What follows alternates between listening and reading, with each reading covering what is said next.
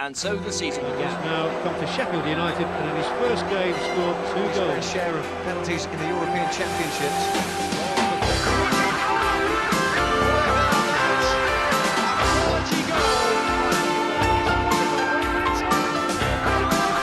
Green through here.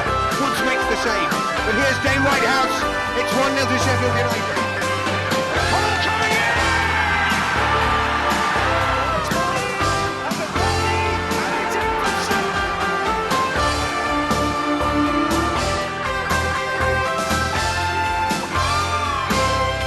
Hello and welcome back to the Red Cassette. Now, it's been a while, so apologies for that, but I'm back with another football shirt video and a little bit of an update regarding Sheffield United Football Club, which is obviously my hometown club.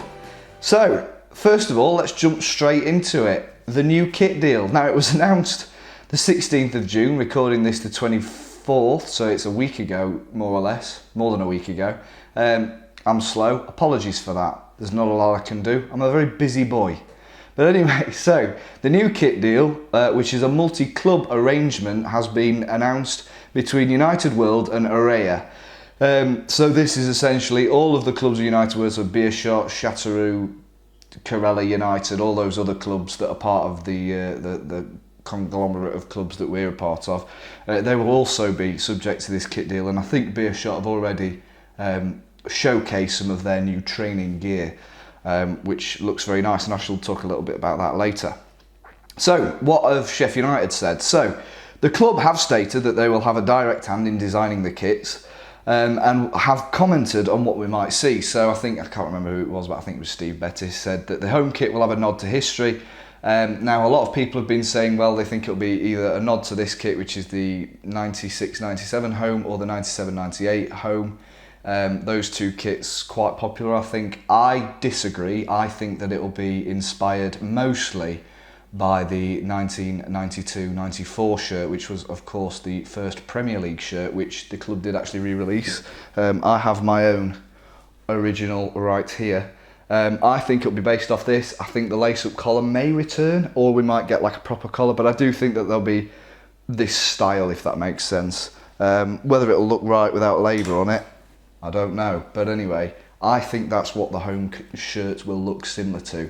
Not only that, it is 30 years since the Premier League. That kit saw the first ever Premier League goal scored in it, so I do think that that's where the inspiration will come from for this season's home shirt. Now, the away kit, they've said, will be inspired by away kits of the past that were worn by influential players. Now, this could mean two things, I think, and I'm leaning more to the side of it's going to be fluorescent, which it probably will. It could also be white. I do think that a white kit, away kit, would be suitable. Think about the ones of the 70s with the two sashes down the middle. People like Woodward, Curry, Eddie Calhoun. Those sort of players, those are greats in our history, but there could also be, fluorescent Dina Garner, Bradshaw, people like that. It could mean a few different things. I'm leaning more towards fluorescent though, because I think they know that fluorescent kits sell quite well. And then the third kit is going to be something that they've described as more simple and stylish, but something different. So this could mean anything. I think that this will be more Errea's like ballpark area. I think it'll be very Italian inspired, or maybe even sort of Saudi inspired, to be fair.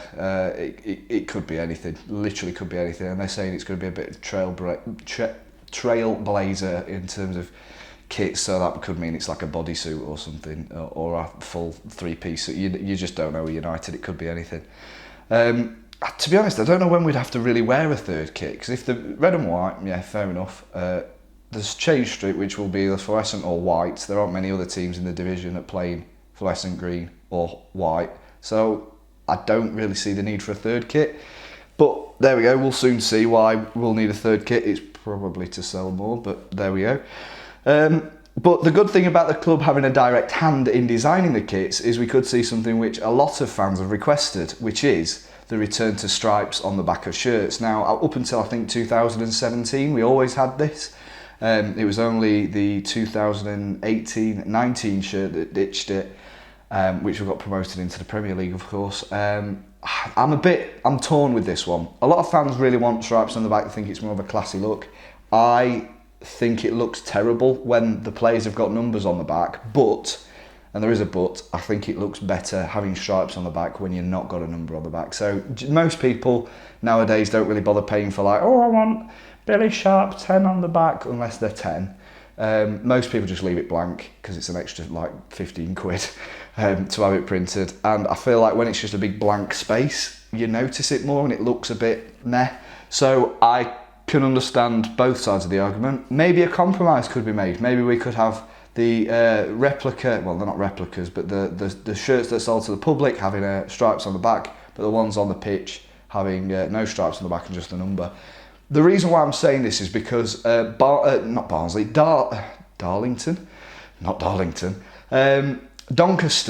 kit from last season, I remember the pre-season friendly that we had with them. I couldn't read the numbers on the back purely because they got the hoops along the back. It just looked terrible, and you really couldn't tell what the numbers were, or I mean, you've got a chance of the names. So there's drawbacks, I think, to having stripes on the back, but I do think it looks better for the average consumer, if that makes sense. So this is a bit of an interesting thing about this kit deal. Errea are actually paying us to wear their kits, which is a bit weird. Usually I think generally the club pays the kit manufacturer. This time they're going to pay us to wear their kits, which I'm not quite sure whether that's a good or a bad indication of the quality. But there are obviously going to be compromises there. For example, the fact that the kits are going to be made in Europe, from what I can tell, which means that, of course, shipping costs and things will be cheaper if they're only coming from Italy. It's not that far. They're saving that way. And also there's some weird accreditation that they've got, which means that they're going to be good quality. I don't know. Could mean anything, really. And there is a new element to the deal, which is gift a kit. Now, I've not actually seen anyone else cover this. Usually people like Sheffield United are quite stringent with their coverage, but I don't think they covered this. They might have done, but Hal, don't shout at me. The new gift a kit element has been added, where it seems like players will be given more kits to give away. Now, I'm not sure whether this is for the kids with the, please Sander, can I have your shirt? I don't think it'll be for those sort of things. I think it'll be for like charities and stuff, because at the minute, players, from what I can tell, get 3 shirts a season that they can give away, and then the rest they have to pay for. So yeah, whenever Sander gives a shirt away to a kid in the South Stand with a Norwegian flag, he's paying for that out of his wages, which admittedly a player on what, £40,000 a week, probably not a lot, but still, I think it does mean that they will get more than just 3 kits a season to do what they want with. Now, my personal hope with Errea is the fact that QPR had a very cool tracksuit design last season. It was very 1970s. They had, QPR on the back. I think it looked fantastic. It reminded me a bit of Admiral training wear from the 70s. I really hope we get that. I think it looks cool. However, I have seen Beershot's training gear. They've had a few shots. I think they've even signed a player in the new Errea training gear. It looks really cool, it looks really crisp and clean. Whether we'll get bespoke training gear or whether the training gear will be like a United World template and everyone will get it, I'm not quite sure. I imagine it'd be the latter, but we might indeed get our own. I hope we get like cool 1970s tracksuit tops. I think that'd look really, really cool. I do think though that this puts the X111 or whatever company they were called experiment to bed. The idea was, I think, that everyone was going to come under one in-house manufacturer. They trialled it at Beershot. Clearly it hasn't really worked because now we've got Errea in. The idea of having every club in United World having the same kit manufacturer though, that has remained clearly because every club in United World has the same kit manufacturer. So that's cool to see. But anyway, we'll move on now from new kit news because there's not a lot else I can say about that. Obviously, I'll do the roundup video when the new kits are announced and when I get my hands on them. Anyway, moving on now to the retro range. As you may have noticed, I'm wearing the 96 and 97 home shirt. And there's a reason for that. It's because it's been re-released. This isn't a re-release, this is the original. As you can see, it says AVEC on it and it has the chevrons on the sleeves. Ultimate flex nowadays. So yeah, these were released on the 13th of June online, and then they were the Saturday after, so last Saturday, They were released in the shop, so now I think you can go and buy them. So released were the 81-83 away shirts worn at Darlington and throughout the 4th Division promotion season, and I think also the season afterwards. And also the 96-97 home shirt, which is the one I have on today, which I think that season ended in a playoff defeat to Palace at Wembley in the last minute. Boring game, worst playoff game ever. Not that I've watched the whole thing because I'm not sad. Anyway, so the reception. So what was it? The fans, they were less warm to these remakes.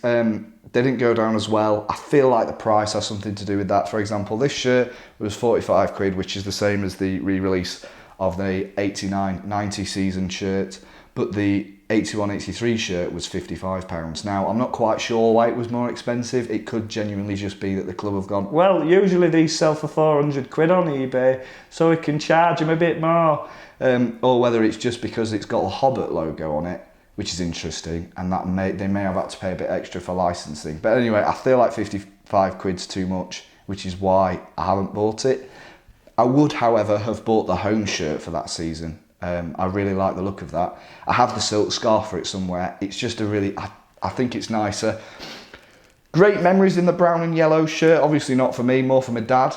But I do think that from a fashion point of view, brown and yellow is not particularly a good look. And that's why I won't be buying it unless it comes on sale.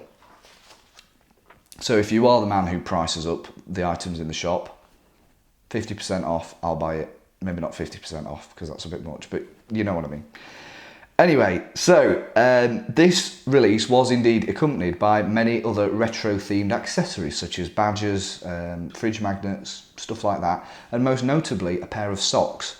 Now, these socks were inspired by the 93-94 away shirt, which is this one behind me, worn by players such as Jostein Flo. I do think that this might be a precursor to the next set of retro kits released. I know a lot of fans, this has become a real hit recently. You see it a lot at Bramall Lane, a lot of people wear it. I recently rebought that one because my dad painted in his original and threw it away. Cheers for that. Like he did this one. This one's got paint splatters on it as well, but he's kept this one, thankfully.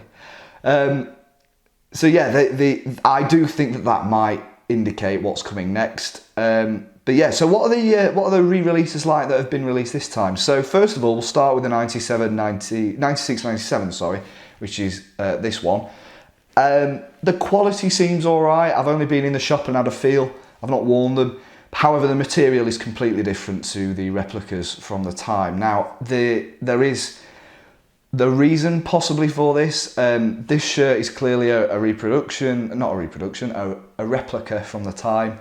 The players did not wear this version of the shirt. This was only sold to people in the shop. The players wore a very different material, allegedly.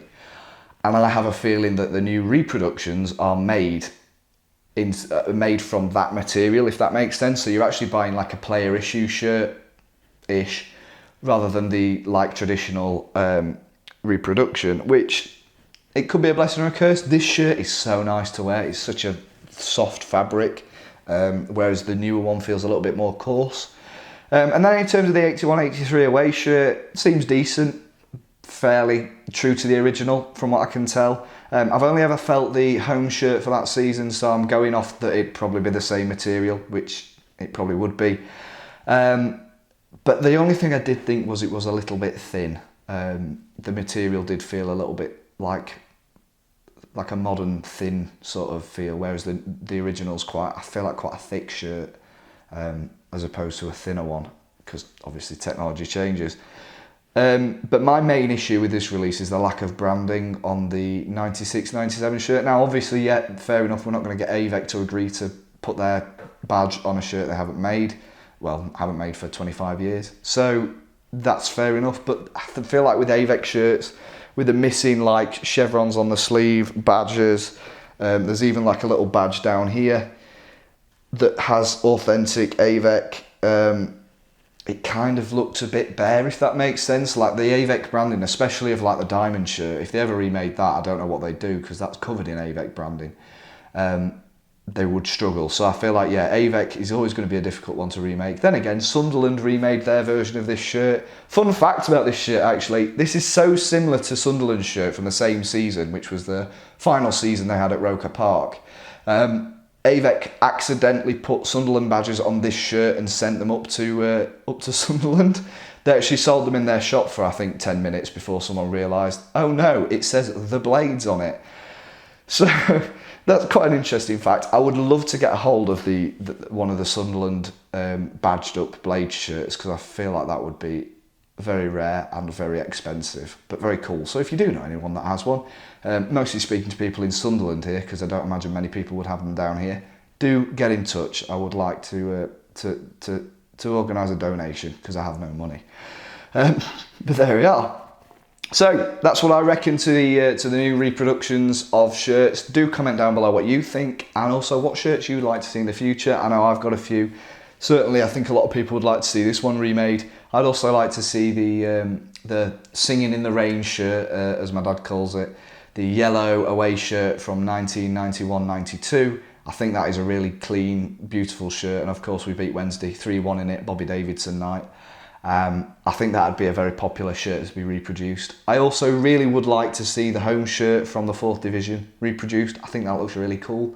I love the little Blades badges down the stripes. Those are two that I'd really like to see next. But anyway, final thing to touch on is the fixtures were released the other day, so I think, Thursday, 9 o'clock. They're an absolute stinker of a set. All the good away days were on like Monday night. It's rubbish. But there we go. Other than the fact that we play each other, we play every team twice, there's not a lot to say. First game's against Millwall. First game is away at Vicarage Road on a Monday night on Sky. I wouldn't have been going anyway, so the fact it's on Sky is probably decent. The first home game is against Millwall on a Saturday at 3 o'clock, which is perfect, really. First cup game is the world's most boring fixture. It's a game away at where do they play? The Hawthorns. So away at the Hawthorns, playing against West Bromwich Albion, which, boring. I saw someone suggest that we ought to get Neil Warnock and Gary Megson back as guest managers. That could be an interesting proposition. And then we conclude our season away at Birmingham City at St Andrews, or whatever they call the ground nowadays. But other than that, that's pretty much it from me. Do tell us what you're looking forward to kit release wise for the new kits, retro kits that you'd like to see in the future, and what game in the fixtures that you're looking forward to the most. But other than that, thank you very much for watching. Be sure to subscribe, and I shall see you very soon for another video, hopefully releasing new kits. So, Here's Dean inside the Wednesday penalty area, he's got the ball back, and Dave Whitehouse scores for United. Whitehouse repeats his goal at Bramall Lane in November. What a start to the derby, and what a start